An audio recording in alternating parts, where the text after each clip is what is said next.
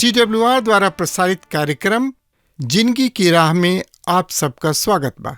ई कार्यक्रम मसीही विश्वास खातिर प्रार्थना में जयवंत जीवन और फलवंत होके बदे और बाइबल का विधिवत अध्ययन खातिर उत्साह बढ़ावे वाला, जवना से हर परिवार बाइबल की दिशा में मजबूत होके और जयवंत जीवन जिए।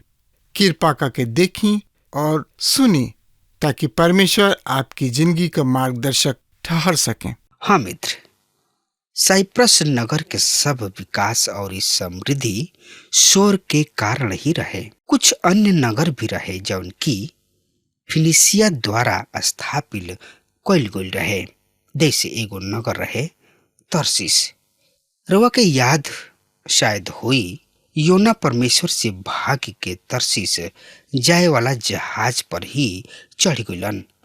तरसीस स्पेन के दक्षिण में बसल एगो नगर रहे। ई फिनिशिया के बसावल नगर रहे। एगो औरी तथ्य, वर्णमाला भी फिनिशिया के आविष्कार है। सोर के राजा हिराम दाऊद के बहुत ही प्रिय दोस्त रहन। यह हिजकिय्याह नबी के द्वारा परमेश्वर कहले रहन कि सोर बेबीलोन द्वारा नष्ट क दिहल जाई और 70 बरिस के खातिर यहूदा जैसन निर्वासन में रही हैं। यहूदा जैसन सोर भी अपना देश में लौट लें। वो अपना नगर के पुनर्निर्माण भूमध्य सागर के एगो द्वीप पर कैलन। ये द्वीप पुराना नगर से लगभग 1 किलोमीटर दूर रहे। परमेश्वर कहले रहन पुराना नगर के खंडहर खरो चल जाइहन और मलबे के लेके पानी में होत एगो राह बनावल गइल रहे, जौन की पुराना नगर के समुद्र में बसल नया नगर वाला द्वीप से जोड़त रहे। ए राह पर चलत रउआ टूटल माटी के बर्तन के अवशेष देख सकतानी, अर्थात निसंदेह ई राह खंडहर सबके सतह के मलबे से ही बनावल गइल रहे। हिजकिय्याह द्वारा कइल गइल भविष्यवाणी शब्द के पूरा भइल। यदि एगो नास्तिक परमेश्वर के वचन के झूठ सिद्ध करे चाहता तो ऊ सड़क पर आके यानी कि खड़ा होके घोषणा करे कि ऊ परमेश्वर पर विश्वास ना करला। हम उनका के चुनौती देवे चाहता नहीं कि वो पुराना शोर के स्थान पर जाके नगर के पूर्ण निर्माण करे। पर एगो चेतावनी बा, अनेक लोग ई कोशिश कैलन पर विफल हो गइलन। यह स्थिति है पिटरा नाम के स्थान के। ई चट्टान पर चट्टान सब खोद के बनावल गइल एगो चट्टान है, बसे खातिर तैयार।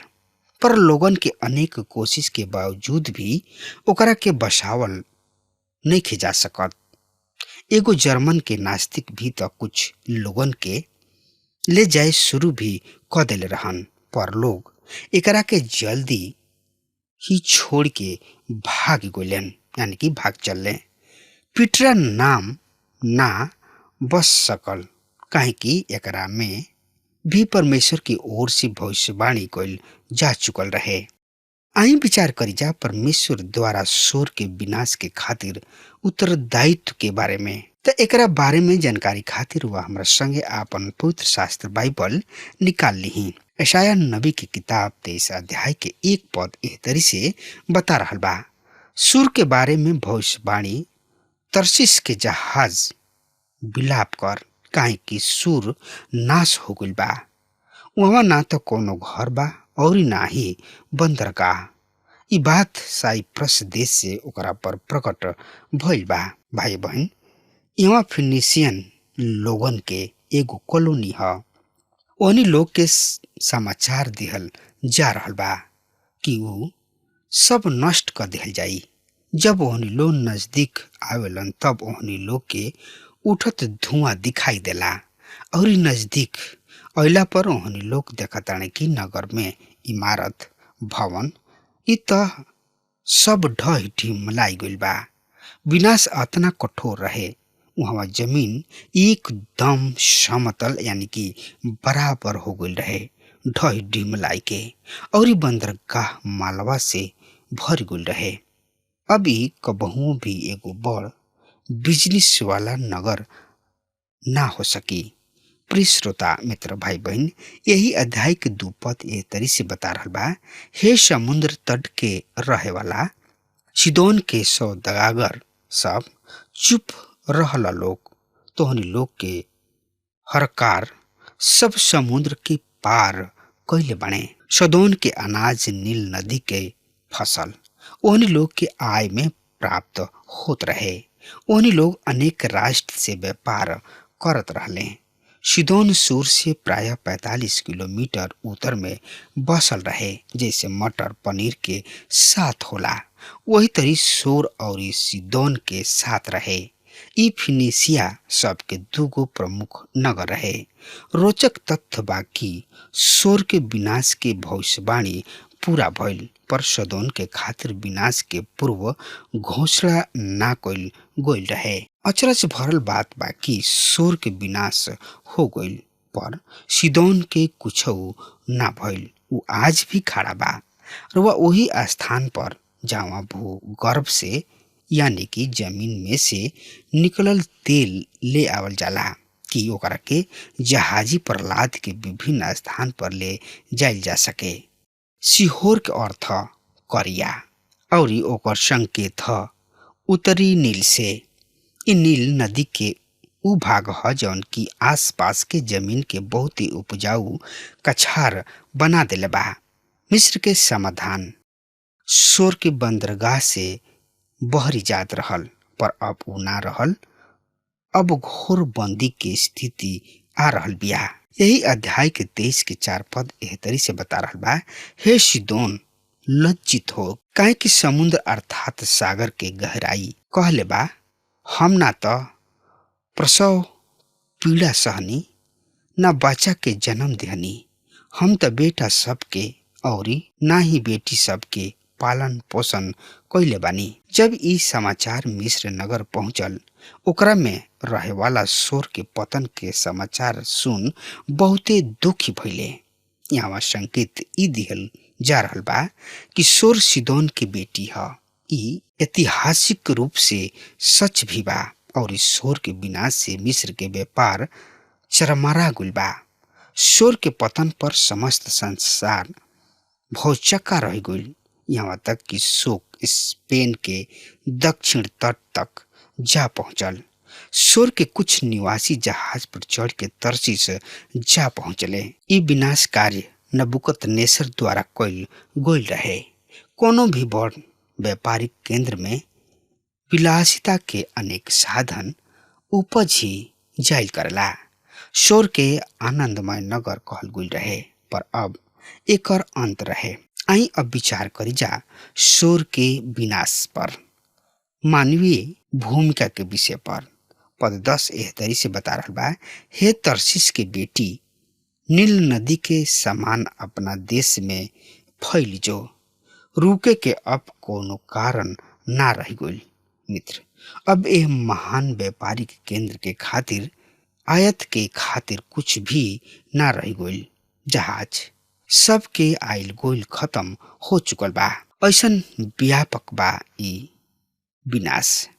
पद 11 एह तरी से बता रहल बा, उ आपन हाथ समुद्र के ओर बढ़ावले, उ राज सब के हिला दिहले।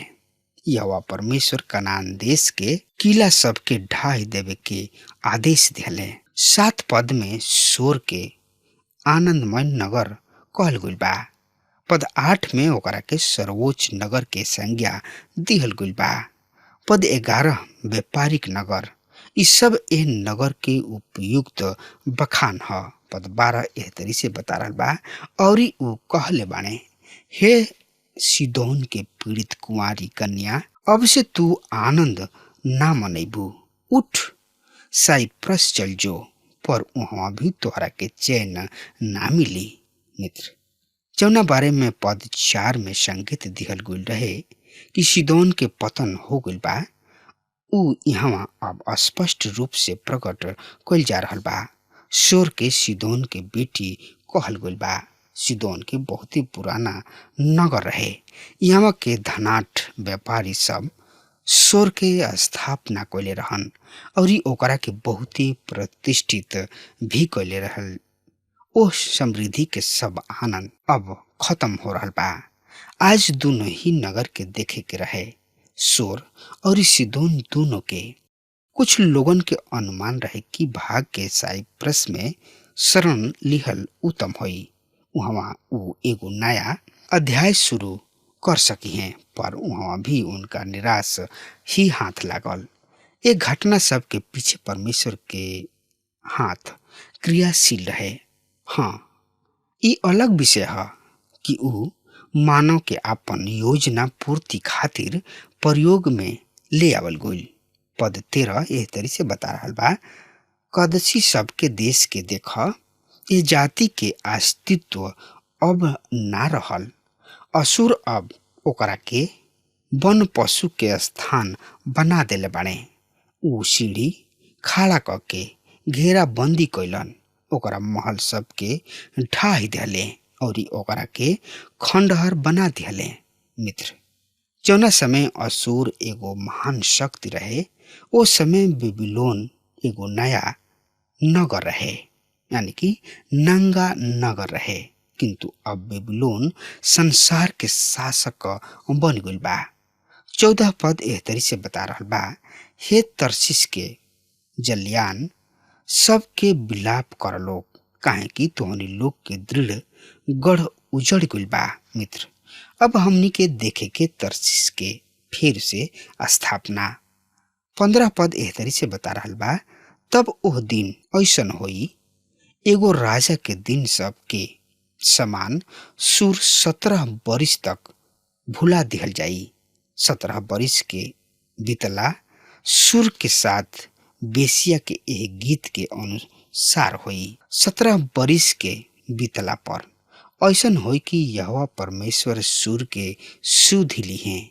फिर भी उ बेसिया के कमाई पर फिर मन लगा कि पृथ्वी के समस्त राज्य के साथ वेश्यावृत्ति करी हैं। भाई बहन, परमेश्वर के नजर में सब महान व्यापारी के केंद्र वेश्यावृत्ति के ऐसन है। तब हम महाक्लेश काल के बढ़ रहल बानी। यहाँ भी शोर एगो महान राष्ट्र हुई और उ यही रूप में मिलेनियम में प्रवेश करी।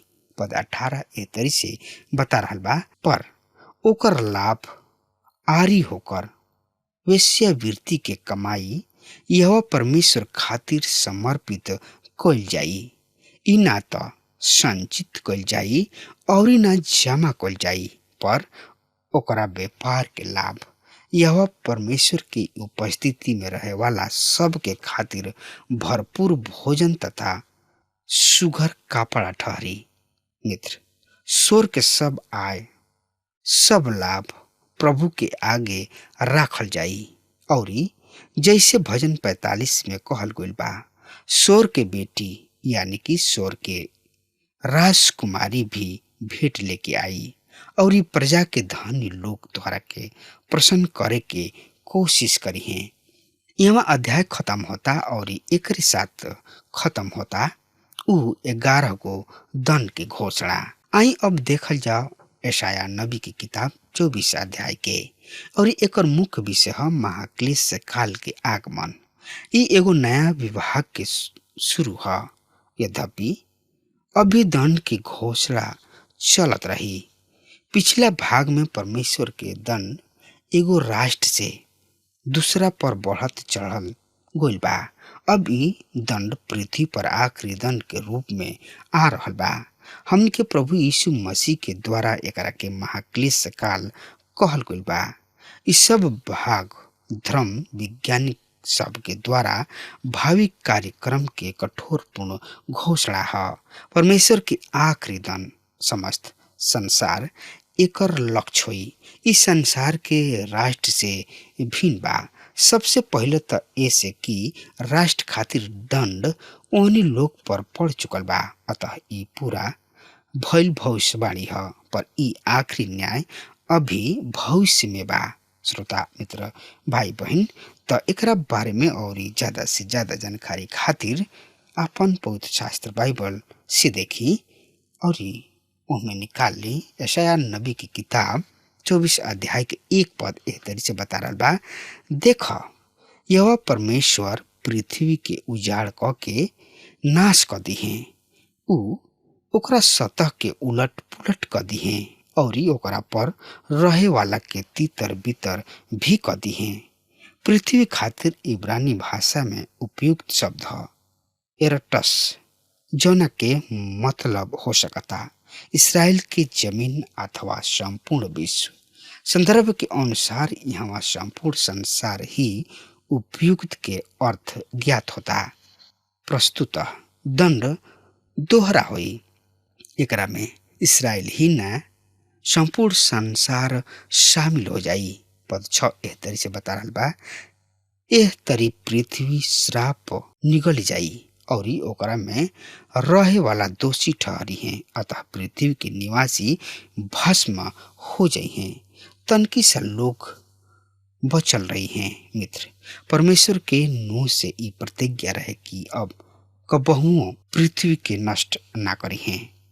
यह ध्यान दी, पृथ्वी के विनाश घोषित बा, पर अब ई पानी से ना बल्कि आगी से हुई। पतरस भी यही भविष्यवाणी के समर्थन कुछ ये शब्द में कैले रहन। यही के द्वारा यही युग के जगत जल प्रलय से नष्ट हो गई। वर्तमान काल के आकाश और पृथ्वी वही वचन के द्वारा आग में जरावे गोइला के खातिर राखल गइल बा। वो व्यक्तिहीन मनुष्य के न्याय और विनाश के दिन तक ऐसने राखल जइहे। 13, 14, 15 भक्त सबके परीक्षण से लागल घोषणा है। आई ये सब पद के पढ़ लिया जाओ। एह तरी से यह पद में लिखल बा, जैसे जैतून के पेड़ झड़े के समय वो अंगूर के फसल तुर लिहला के बाद कुछ ही बाचल रह जाला, वही तरी पृथ्वी पर जाति जाति के बीच हुई।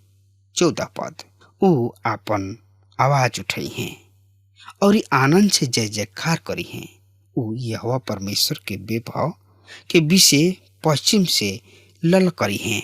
15 पद, ऐसे तू परब में यहोवा परमेश्वर के और समुद्र के तटीय देश में इसराइल के परमेश्वर यहोवा के नाम के महिमा करा। मित्र, समुद्र के द्वीप समूह में इसराइल के प्रभु परमेश्वर के नाम के गीत गावा। शेष रहल संख्या में बहुत ही कम हुई हैं और उन्हीं लोग ऊंचा आवाज में परमेश्वर की स्तुति प्रशंसा करी हैं। महाक्लेश काल की यातना सबके स्थिति में वो परमेश्वर के महिमा गान करी हैं और ई परमेश्वर लोग हुई हैं, पर ऊ केवल ऊ है ना, समस्त पृथ्वी उनका साथ सम्मिलित हो जाइहन। मित्र, अब हमारा समय खत्म हो रहा बा, तब तक खातिर वो हमारे के आज्ञा दी ही। परमेश्वर हुआ के बहुत ही आशीष देश। आमीन। हमके विश्वास बा कि ई कार्यक्रम आप सब खातिर फायदेमंद सिद्ध भइल हुई। हम चाहतनी कि आप सब अपन अपन आशीष हमरों से बांटी। अगर आप सबके लगे बाइबल से चाहे आपकी निजी जिंदगी से क्यों सवाल होके चाहे क्यों समस्या खातिर प्रार्थना करावे चाहतनी तो हमारी फोन नंबर पर जरूर संपर्क करें।